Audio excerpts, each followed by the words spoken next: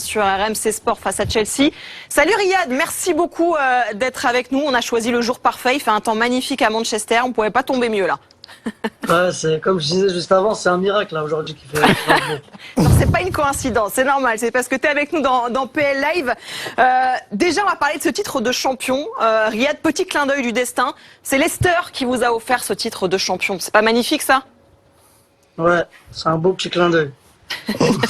Qu'est-ce qui s'est passé avec Leicester justement? On se rappelle, Riyad, fin du mois de septembre, seulement la 3e journée, les Foxes vous en mettent 5.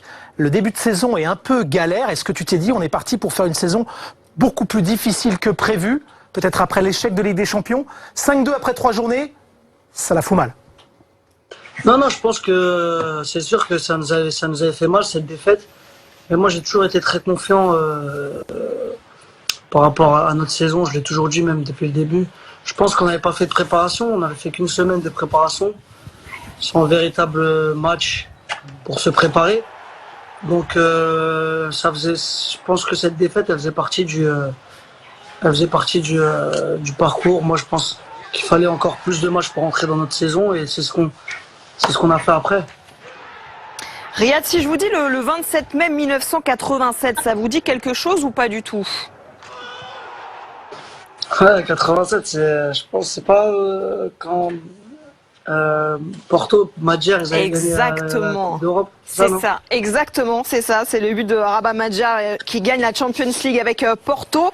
Son but est devenu une signature à ce moment-là. Vous rêvez de nous faire une petite Mahrez en finale de Champions League? Ce serait quoi une Mahrez en finale de Champions League? Franchement, une Mahrez, ce serait de gagner. C'est ça le plus important pour moi, je pense. Le coup franc entre les fesses, c'est pas une Madjer contre Paris, on est d'accord, c'est un coup de chance. Ça, c'est beaucoup de chance. Mais comme j'ai dit, si c'est pas cadré, c'est pas dedans. Pour revenir juste sur Rabat Madjer, qui est l'un des plus grands joueurs de l'histoire de l'Algérie, vous vous situez comment par rapport à lui dans l'histoire de votre pays? Franchement, j'aime pas trop parler de ça et de moi-même aussi. Je laisse les gens me situer dans l'histoire du football algérien. Et Madjer, c'est une légende de notre football et voilà. Riyad, le football est exigeant. On est toujours dans le coup d'après. Nous, quand on regarde ta carrière, il y a des temps forts quand même. Il y a la victoire avec Leicester en 2016, il y a cette CAN en 2019 et il y a cette finale le 29 mai prochain. Est-ce que c'est le plus grand rendez-vous footballistique personnel à venir dans une petite dizaine de jours? On va pas se mentir, je pense que c'est le grand rendez-vous de ma carrière, mais sans pour autant se mettre de pression particulière. C'est sûr que c'est une finale de Ligue des Champions, mais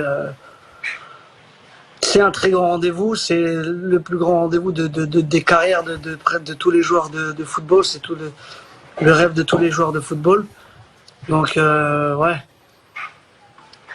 Vous allez retrouver N'Golo Kanté, tiens, en finale de cette Champions League. En face, cette fois-ci, du côté de Chelsea. Vous formiez un trio magique à l'époque à Leicester avec Vardy également. Est-ce que vous n'avez pas tenté à l'époque de faire venir N'Golo un petit peu avec vous à City ou un an après peut-être? Non, j'ai jamais tenté ça. C'est pas moi qui décide, mais c'est sûr qu'N'Golo vaut mieux l'avoir dans son camp. C'est un super joueur et c'est un ami aussi, donc ça va être un match particulier. Mais on aura le temps de se chauffer un peu au téléphone. ça va se charrier entre les deux, effectivement. N'Golo Kanté voilà. qui avait rejoint Leicester un an après vous. On y va, on tente, et pourquoi pas. 10e au Ballon d'Or en 2019, pas de Ballon d'Or l'an dernier. On a posé la question à nos abonnés. Allez-y, Ask Mahrez, beaucoup de réponses et beaucoup de questions là-dessus sur le hashtag Ask Mahrez, notamment Ali. Est-ce qu'avec cette progression constante, Riyad, le Ballon d'Or, tu y songes? Comment? Est-ce que tu songes au Ballon d'Or? Est-ce que ça peut être cette année en cas de... Non, j'irai pas jusque là. Je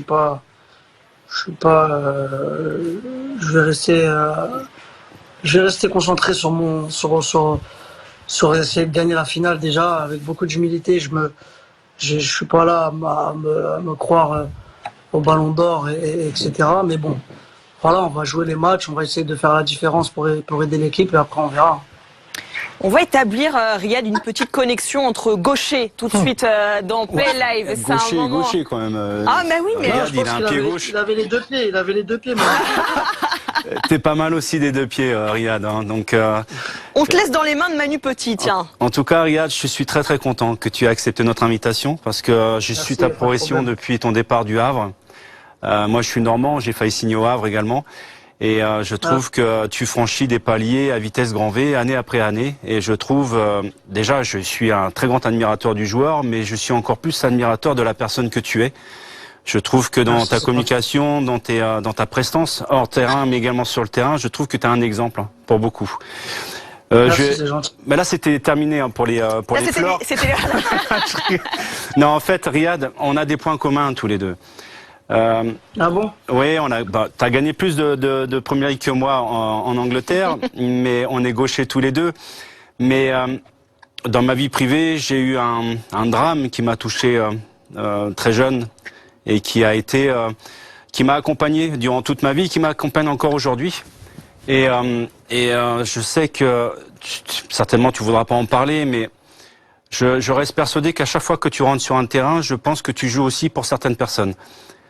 Et ça, Ouais, c'est clair, c'est clair. et C'est sûr. je sais que cette personne te manque depuis très longtemps et je trouve ça cruel aujourd'hui de voir ta progression, de voir ce que tu es capable de faire et que cette personne ne soit pas témoin de ça.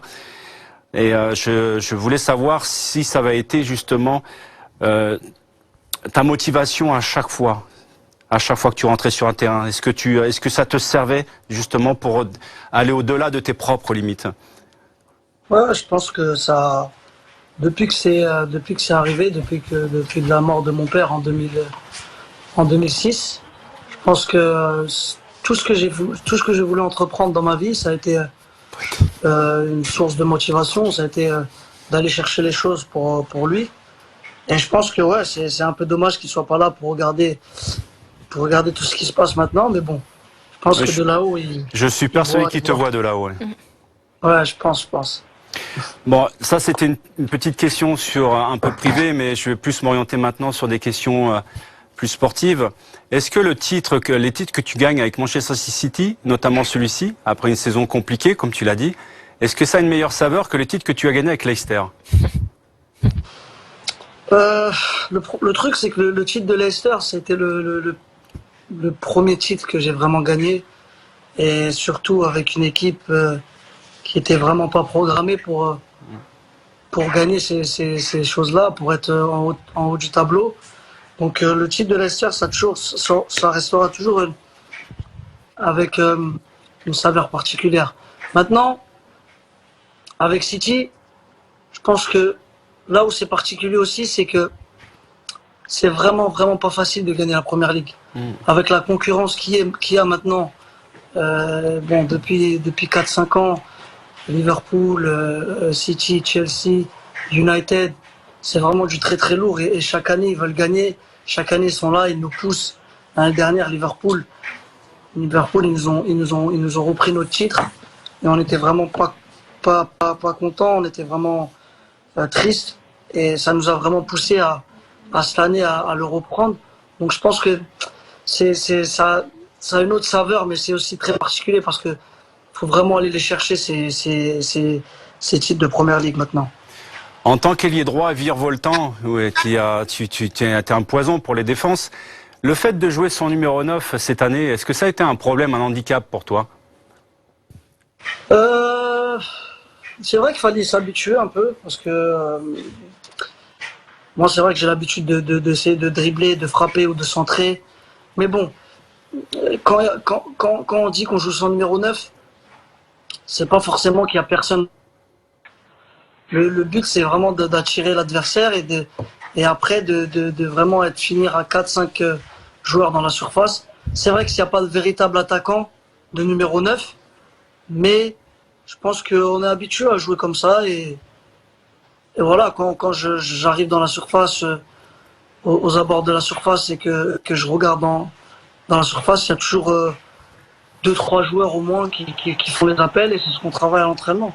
Ça se voit d'ailleurs hein, sur les meilleurs buteurs du championnat de Première Ligue. C'est d'ailleurs la seule curiosité par rapport à tous les grands championnats européens. Vous gagnez le titre Et vous avez aucun joueur qui est parmi les 10 meilleurs buteurs de la Première Ligue. Le premier, c'est Gundogan. Et après, tu arrives aussi, il y a d'autres joueurs comme Phil Foden. Vous êtes tous à une poignée entre 5 et 10, 12 buts. Mais il n'y a pas de meilleur buteur chez vous, alors qu'en fait, vous avez été le bourreau de toutes les équipes de Première Ligue cette saison. Donc, sans jouer, sans véritable neuf. C'est quand même une curiosité, Non, quand même. Après, on va pas se mentir, il y a eu Sergio qui était blessé, Koun qui était blessé pendant longtemps. Il y a Gabi aussi qui était un petit peu blessé, mais il n'a pas eu peut-être beaucoup de temps de jeu en attaque pour essayer de marquer beaucoup de buts. Mais nous, je pense que même l'année dernière en Première Ligue, on a été la seule équipe de l'histoire à avoir 5 joueurs à plus de 10 buts l'année dernière. Donc je pense qu'on est une équipe où tout le monde peut marquer des buts. Après, c'est vrai qu'on a Koun quand il est en forme, même quand Sterling il est en forme, ou peut-être Gabriel qui peuvent marquer plus de 20 buts par saison quand ils jouent tous les matchs. Mais sinon, on est une équipe où voilà, il y a beaucoup de joueurs qui peuvent marquer et on se répartit les buts. Ah, ça se voit d'ailleurs. Tu sais, à mon époque, le magicien dans mon équipe Arsenal, c'était Dennis Bergkamp.